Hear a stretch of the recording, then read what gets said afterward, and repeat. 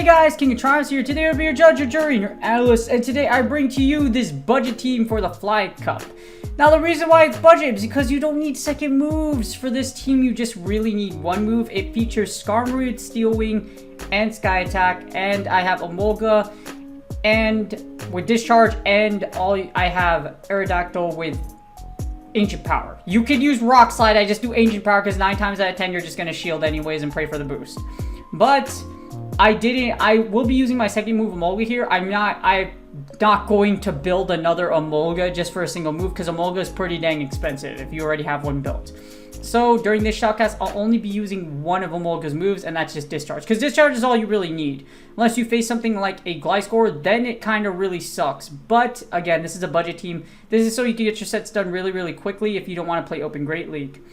Again, this features Skarmory, single moved, Emolga, and you have Aerodactyl. So all 3 of these, you just need them at 1500, and then poof, you could do really well in the Flying Cup, as you see in the shoutcast I have today.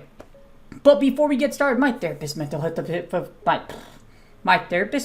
tip of the day is going to be, make sure y'all be aware. Well, we're talking about the Flying Cup, right? So with traveling, you can get anxiety. So that's why we're talking about anxiety this time around. So for anxiety, you have something called a track. And when you encounter an anxious situation like public speaking or something like that, then you stay running on the track. You need to stop yourself. So there's something that you do as a therapist. We do like there's techniques I use mostly within solution focus. That's my modality, so that I can stop my client from going on that track, and then so they don't go into anxiety. That's what usually happens. You have that little track with anxiety, and then once you get off the track, or notice before you get onto the track, that's how you overcome it.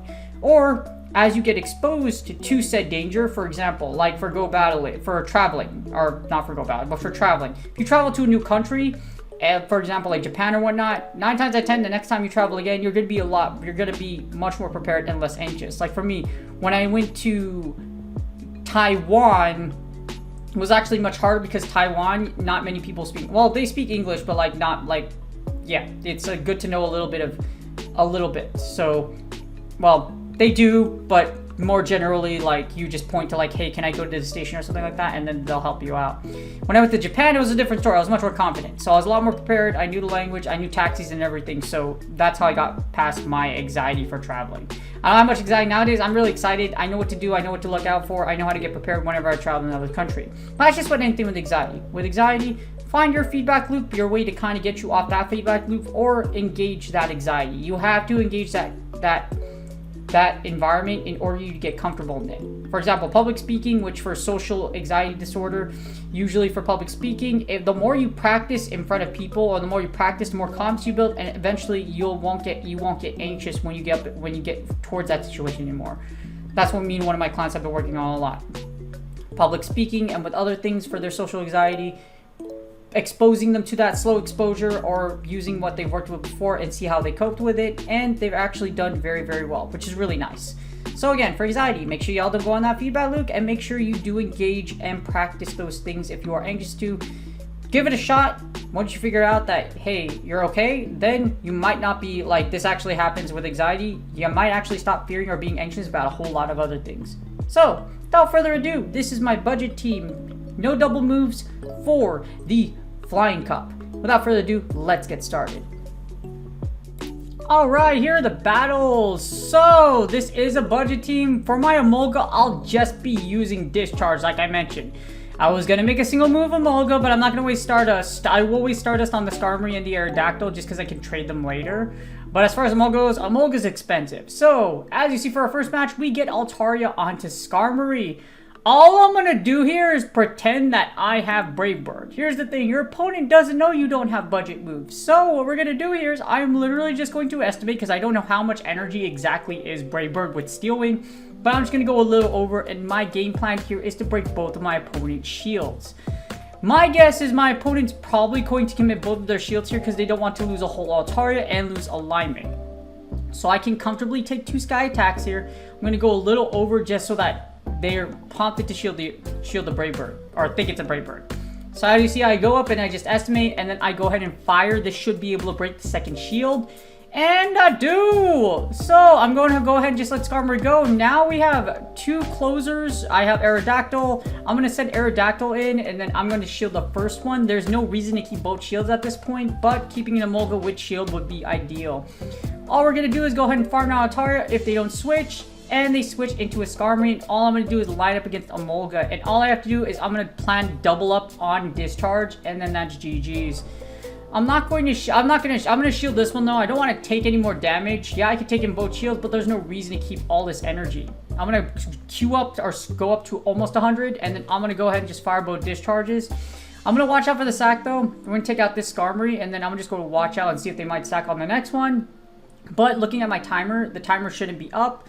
So they're going to go ahead and send in whatever they have in the back along with Altaria, and it's an Aerodactyl. Sadly, Aerodactyl, and especially Shadow Rector, will not live one discharge from Emolga. We're going to Thunderclap and Flash Raikage the crap out of this poor thing, and then we're going to go for the 3rd discharge. Emolga's going to sweep, and with its Thunder Beast, with Lightning Jutsu, the Chidori, the Raikiri, all we're going to do is go ahead and just blast our opponent to death. And that's GG's. No, wait, Raikiri. Yeah, Raikiri. No, that's, yeah, the Lightning Blade. You know what I mean? If y'all are Naruto fans, you know exactly what I'm talking about. Emolga just sweeps the holy crap out of her opponent. And then for the next battle, we get a Skarmory into Skarmory, the mirror match from hell. Literally, just play it out. Yeah, just play it out.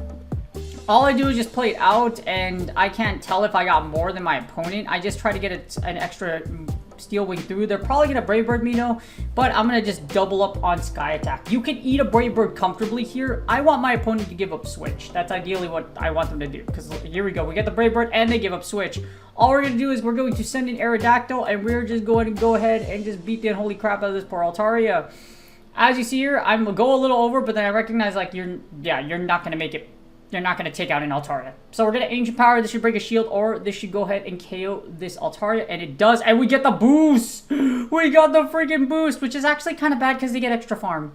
You know, we did all that damage to Skarmory, but Skarmory's got a lot of farm now. So now, what we have to do in this scenario, I'm going to put in Emolga, because Emolga can still take a Brave Bird or a Sky Attack.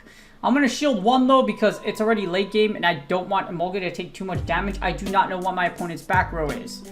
So all we're going to do is get all this energy at the bat for our back row, and please ignore my alarm clock. My alarm clock, I had a meeting this morning, so I just set an alarm, and then I was like, oh, wow, I'm battling, yeah, this is me in my chair. I'm like, oh, I have my meeting, and as you see, it's an Emolga. So I didn't know this. I learned something new today, but we're going to go for double discharge. And we're going to take both shields, and then I'm going to go ahead. My Emolga is likely going to die, but what I'm going to do is I'm actually going to send in Sky Attack. And 2 Sky Attacks will actually do almost enough damage to take out this Emolga. So as you see here, one Sky Attack goes through, the second one's about to fire, and I can actually might be able to just Steel Wing this Emolga down after shielding one of their discharges. So as you see, the second Sky Attack goes through, and all I'm going to do is I'm just going to Steel Wing down. I can shield this one, or I can send the Emolga in, but just in case I see this opponent again, I'm just going to shield it. Just in case. By some chance I see this opponent again, and all I can do is Steel Wing down, and that's GG's. Lost the lead. Well, yeah. Well, not technically. That was a mirror lead. So, ate the Brave Bird. Forced them to give up Switch. Generally, you don't want to do that, though, because you can align your Skarmory against a really bad matchup like we did in Emolga here. Next, we got Legend. We got Legend on Legend action. We got Skarmory onto Aerodactyl. So, this is great for us. This is right. I like Skarmory in the lead with Steel Wing, because you can catch those Aerodactyls, and we get an Emolga. So, I'm going to shoot in and send in Aerodactyl. Aerodactyl should be able to smack down the unholy crap out of this Emolga, and all we gotta do is commit 1 shield. Now we're gonna get enough energy to be able to Ancient Power the unholy crap out of our opponent, so we're just gonna keep throwing rocks, you know, chucking rocks, chucking boulders like no tomorrow, you know what I mean? Making sure we crush our opponent under the weight of a bazillion tons of rocks. I still don't get how Aerodactyl chucks rocks. No, seriously, I don't get it. If you look at the animation, you don't have thumbs, my friend. How are you doing this? I don't know. Ancient Power goes through, they should grab a shield, or they'll let it through, and we do grab a shield. Now I have my Skarmory lined up against Aerodactyl, and all I'm gonna do is farm down completely. We can eat a rock slide comfortably, that's fine. I'm gonna eat a rock slide or an Ancient Power, but I want to save my shield for whatever's in the back. So, we're going to get rock slided. All I'm going to do is, they send in Zapdos, so I'm going to send in Emolga, and my idea for Emolga here is all I have to do is double up. I'm going to be able to get to a discharge. and actually get to 2. My opponent, even if they hit me with 1 Thunderbolt, I should be able to live it, but I will shield the first move. And they happen to actually Thunderbolt for the first one, which is actually great because I can double discharge here, and I should be able to just smack down my opponent with rocks for the victory. Discharge goes through. The second one will go through. My opponent might not be able to get to another Thunderbolt, and I'm missing all these bubbles, which, like, as you see here, that's terrible. And as you see, discharge goes through. All we got to do is just smack the unholy crap out of our opponent. This might likely be a Thunderbolt. We ain't got no shields. When shields are go down, Zapdos goes to town, and it takes out our Emolga. However, all we have to do is Steel Wing down, and that's GG's. The reason why I Steel Wing down is because I literally forgot that was their last Mono. I was like, wait a minute, they didn't even have another Mono. I was like, why did I do that? I don't know, I still won. But still, I don't know why I did that. I don't know why I did that, but you know what, hey, we still won, so yeah.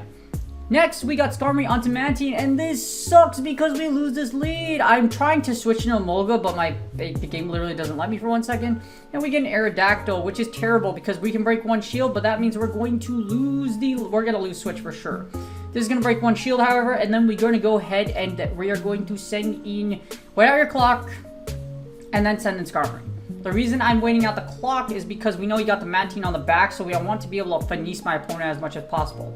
Goes to the 0, is going to send Skarmory, and we're just going to Steel Wing the unholy crap out of the Shadow Aerodactyl. After we do this, and we take out this poor Aerodactyl, like, you know, after we take it out, we're going to have at least almost a Sky Attack bank, but then I need 2 Sky Attacks for that Mantine.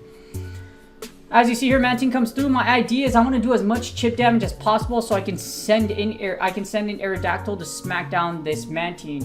No matter what I put in here, it's gonna suck because Bubble does super effective damage against Aerodactyl because Aerodactyl is a rock type. Water beats rock. So, as you see, we're going to just eat this. I have to predict it. If it's an Ice Beam, I have to eat it because I have to make correct predictions here. So I eat 1 Ice Beam. I send in, this is unintentional, but I'm going to eat this Bubble Beam. My idea here is because you debuff me, I get more farm. And they said, and Emolga comes in and I'm like, oh my gosh, this is terrible. So Emolga Emolga beats our Skarmory. So Ancient Power goes through, they will shield. I'm hoping that, but because I have a shield, I will shield here. I should be able to smack down. And then, well, Rock Throw. I'm gonna chuck a bunch of rocks against this Flying Squirrel of Doom. So they should be prompted to throw their second one, but this is actually what I want. Because my idea here is that I want extra farm on this Emolga. That way I can actually get to another Sky Attack. So I'm gonna get the extra farm like I mentioned. 1 Sky Attack should rip this Mantine in half. And as you see, Mantine comes in. It's by losing the lead with expert alignment. We're able to align back into Skarmory and just double and just Sky Attack for the W. And that's GG's. I hope you all enjoyed that battle. That battle was nuts. Not really. It was, yeah. Mantine, yeah. When you see Mantine leads are one of the worst leads you can see. So is, of course, Talonflame. But you got win cons. Next, we got Aerodactyl onto Skarmory, which is great. This is exactly the lead you want. Our opponent switching Skarmory, and I switching to Emolga. I can expect my opponent to top left pretty quickly because you essentially just got rock, paper, scissors. If you lose the lead and you lose switch, it kind of sucks a lot. But as you see here, we're just going to play it out. Discharge is going to go through. It's going to do heavy damage. Now, I can choose to farm down this Skarmory. I don't need a shield because I should be able to take 1 move from this Skarmory. And it's a Brave Bird, which is perfectly fine. All I'm going to do is just fire down completely, and I should be able to fire off 1 discharge before they send in their Aerodactyl and they fire a move on me. So as you see, this discharge is going to go off. This should break a shield, and then we still have 2 shields. We have shield advantage, and we're vibing right now. I'm going to send in Skarmory, and then do the same play. I'll leave my shields for Aerodactyl. However, I'm going to be very careful, and we get an Emolga, and that's GG's. I have 2 shields. All I have to do is expend a shield here, and I should be able to rock throw this Emolga to death, and then I just have to smack down for the victory. I hope you all enjoyed these battles. As you see here, you only need a single move Skarmory and single moved Aerodactyl. Technically, you can use my Emolga is just double moved, but I only use discharge. All you need is discharge. Behold, best budget team in my opinion, only need single moves. You don't need to spend for a second move in this cup, and that's GG's. Dang, I didn't realize I did that well with this team until I actually watched the footage before I made this video. I was like, wow, dang. Sheesh. You know, I kind of wish I did that. Well, I didn't, to be credit, I didn't have an Emolga back in the day, but I did, well, actually, I already had I powered up an Aerodactyl, but I already had a Skarmory, so I really need to power that up. But so I was like, wow, I didn't really need to build all this. I didn't need to build an Aerodactyl with a double move. But you know what? I played this game forever. So like, well, I've played since day one. So I have a lot of random mons putting out there. And I didn't happen to have a good Aerodactyl. So mine was like level 31. In this case, I just used one I got from Lucky trading my friend. Well, we did a Lucky trade, but we were just doing regular trades, distance trades with one of my friends when we were having dinner, and this one ended up Lucky, so it was cheap to build anyways. Just because it was half off dust when you power up Lucky Mon. So this worked out for me. But hopefully this team works out for you. If you want to play the Flying Cup, this is a great team for you. Skarmory, again, it's just Skarmory, Emolga, and you have Aerodactyl, Steel Wing Sky Attack, Emolga with Thunder Shock, Discharge, and Aerodactyl with Rock Throw, Ancient Power. You could use Rock Slide too, it's really up to you, but this team does really well as you see here. And it gets to your sets really quickly, so if you want to do something other than go Battle League, then by all means, use this team. I hope you enjoyed the shoutcast. Do me a huge favor, please like and subscribe. It's totally free. And comment for the YouTube algorithm. A lot of y'all are doing a great job with that. But also, Stuffle Squad Rise Up. I appreciate every single one of you. And I also stream on Twitch on Saturday, Sunday, Monday, Tuesday, 6:30, 7:30 a.m. PST. That's when I usually start. I'm gonna start streaming Go Battle again when the next season comes around. There's no use of me, I'm doing PCG and like Pokemon Unite or other Pokemon things, and then the next season I'll start streaming again because the Interlude season is really boring. I don't want to spend a lot of time in random cups when there's really no purpose to it to get my sets done. Without further ado, I hope you guys enjoyed the video. Again, like and subscribe. Also, please follow me on Twitch, and I stream on those given times. Good luck on your Go Battle League sets, and I will see y'all on the next video.